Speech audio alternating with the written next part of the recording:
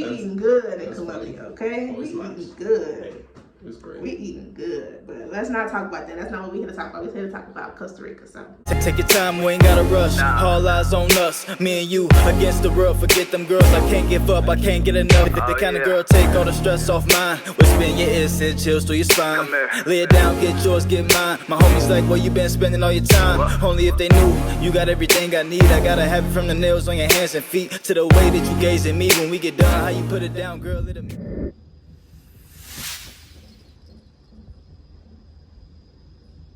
What do you wish you knew before you even booked your flight?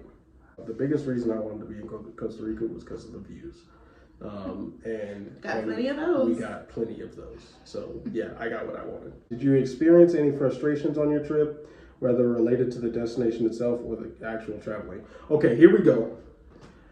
At 1:40 in the morning, we're trying to board this flight and they tell us, you don't have a flight out of Colombia, so we can't let you on this flight without a flight. For them, 15 minutes later, right before the flight's supposed to take off, for them to say, just get on the flight and buy one before you get there. And then we get in line at Colombia and no one asks for a flight. I think this goes hand in hand with the last question too, because actually, okay, so what you need to know, just know they're going to ask you as you're coming through customs for your flight leaving Costa Rica. And I think because that is their norm, they kind of expect that for when you're leaving there too. So like no matter where you're going, if you're leaving the country, they're like, okay, well, you need a flight to like leaving the next country, because they're like, that's what we do here. So they're assuming like maybe that's what other countries do too. And they're just trying to cover their ass, because like if you're sent back.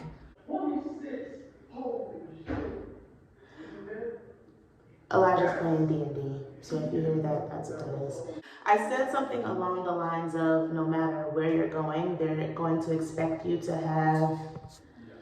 I said something along the lines of no matter where you're going, they're going to expect you to have a returning flight because that's what they expect.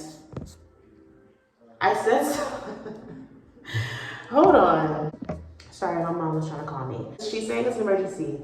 I won't include this part if I call her back and it actually is an emergency, but she will say it's an emergency and it's not an emergency. And that's not an emergency. Like, that's not an emergency. Anyway, because we had United States passports, they were expecting us to have basically flights showing that we're going either to a different country within the like visa span or the allotted amount of time that we're allowed to be in Colombia with our US passport, or like a ticket going back to the United States, because that's what our passports show, that we are United States citizens. Whatever country or region your passport is, they're going to expect you to have a flight either exiting the next country you're going to, or a flight showing when you go back to your home country.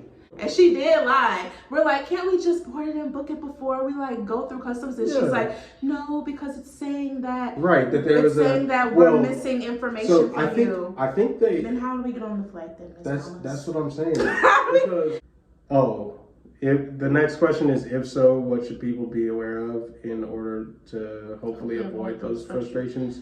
We kind of told you that already. Yeah, so. Like have a flight. Even if you're like, oh, I don't even know, just book something like the cheapest thing, because that's what we ended up doing. We just booked like the cheapest thing we could find in that moment, and just like you could either refund it later or, you know. Right.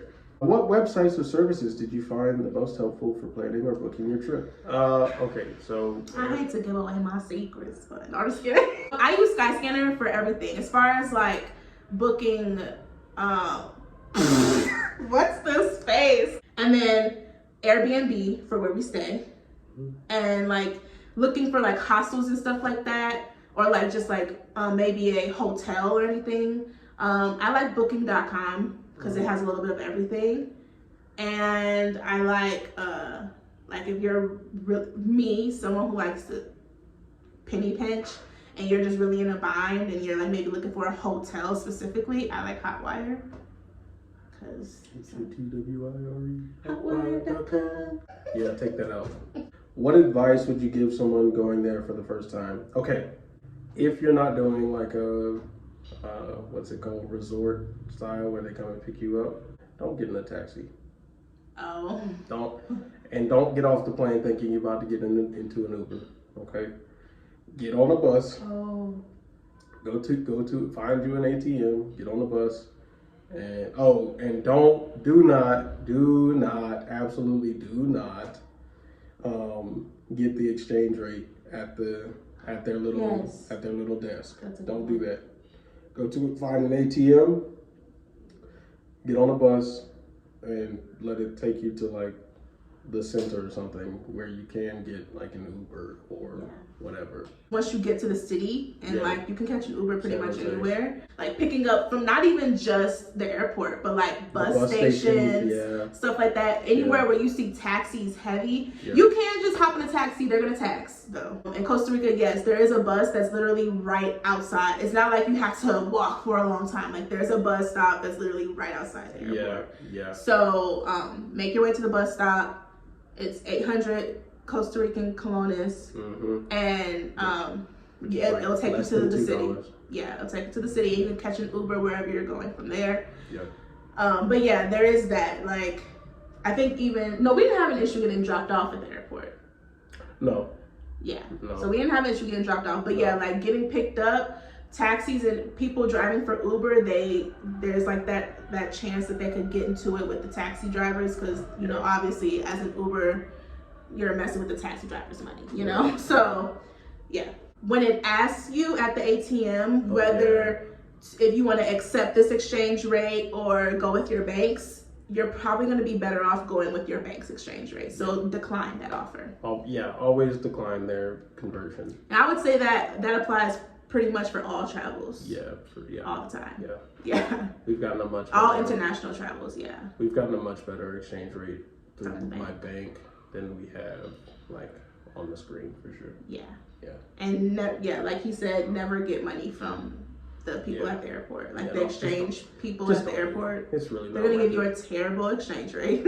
You'll definitely, even with the fee that comes with it, you'll definitely be better off going to an ATM. Declining their exchange rate and going with your banks. For sure. What was the most enjoyable or relaxing part of the trip? John too, and our walks every morning. We'd go on a walk every morning. She would go on a walk. He would go on the weekends. But hanging out with the neighbors, John and too. Our Airbnb host was really kind and introduced us. I know that's not something that's usually offered every time you go somewhere, but that was really enjoyable. But outside of that unique experience that we were able to have, special experience that we were able to have, definitely the beach. The waves were crazy. It was amazing. The beach was cool. I lost my ring. Oh, but yeah. I'm sorry, I forgot. You know what I lost? Some skin. That's now back. Yeah, but I got scratched up. Anyway. I got scratched up. I had sand in my ears, like in the canal. Like I was like in the shower, like it's like sand was coming out of my ears. And I had an ear issue from Cancun. So I can't risk having sand just sitting in my ears. Definitely hanging out with John too. Yeah, John. Yeah, for sure. Did you go anywhere super beautiful where you felt like your photos just couldn't do it justice? The beach. Every single view that we saw, riding on the bus, even the walks that we went on, like it's great. It's awesome. Like just hearing the birds, butterflies literally flying everywhere. Like even that walk that I absolutely hated, even that 3-hour walk was just awesome. Walking out on the balcony. And walking out on the balcony. Yeah, true. Would you go back? Absolutely. Yeah, for sure. We're gonna go back and visit Johnny too. We have to. Yeah, for sure, we have to. If so, what would you want to do the next time you visit? I think the next time we go, and we already talked with Johnny too about this, but like just going to see different parts of Costa Rica. Yeah. So I guess it's budget time. How much everything cost? Again, if you don't remember from the last video, or if you haven't watched the last video, our budget that we're trying to stay within for all spending each month is $2,000. So hold on, before we move on, if you haven't seen that last video, go watch it right now. Right now. Go watch it. Like, we'll pause here. Not for long, because I don't got that much storage, but Yeah, that's true. All right, come on, let's go. it'll be in the playlist. Exactly. We have a Stay Away Fiancé playlist. So in Costa Rica, our Airbnb was $638.37 for the month. Yep. $260. Stop scratching. Do I need to pull out the first aid kit? No, don't do that. Our flights were $267.54. Which was the most expensive flights that we've had so far. I guess we've only had to buy 3 flights. It's only been 3, but still. But yeah.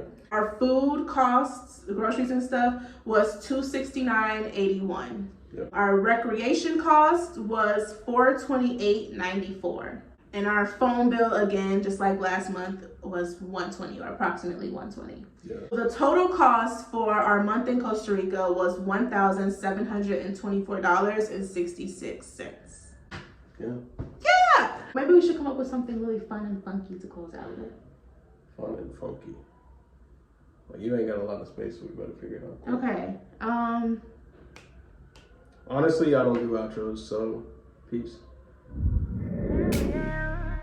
I can't help it, the way you work it makes me want